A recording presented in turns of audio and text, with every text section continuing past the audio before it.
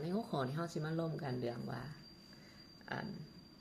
ถ้าว่าระบบล่มเนาะคือตัวอย่างเฮาเห็นได้หลายประเทศ ขอโทษเนาะ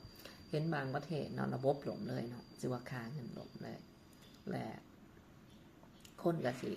แตกตื่นซะเพราะว่าบางคนก็บ่ได้เตรียมรับมือตรงนี้หรือว่าเตรียมความพร้อมว่าถ้ามันเกิดกรณีแบบนั้นเฮาสิเฮ็ดจังไดเนาะคือเงินเฟ้อนี่มันบ่ได้อยู่ไกลตัวเนาะเฮาเคยเจอมาก่อนแหละเนาะเงินเฟ้อถึง3หลักจังซี่อัตราเงินเฟ้อฮอด3หลักอาจจะมีการเป็นเงิน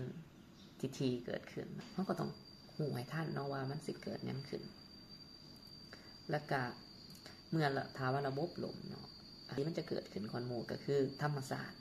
จะแล่นไปหาเงินที่ดีกว่าเนาะก็คือในระบบมันสิมีมันหักสิมีดอกตัวใดตัวหนึ่งว่าสันได้กินไว้ก่อนหมู่หรือว่าหูตาไว้แน่ว่าผู้คนเขาสิไปใส่ตัวใดเนาะฉะนั้นเฮาก็เตรียมความพร้อมไว้เนาะการศึกษา Bitcoin ก็อาจจะเป็นหนทางหนึ่งคือกันเนาะอันนี้ก็บ่ได้คอนเฟิร์มว่ามันสิ 100% ฉะนั้นแหละ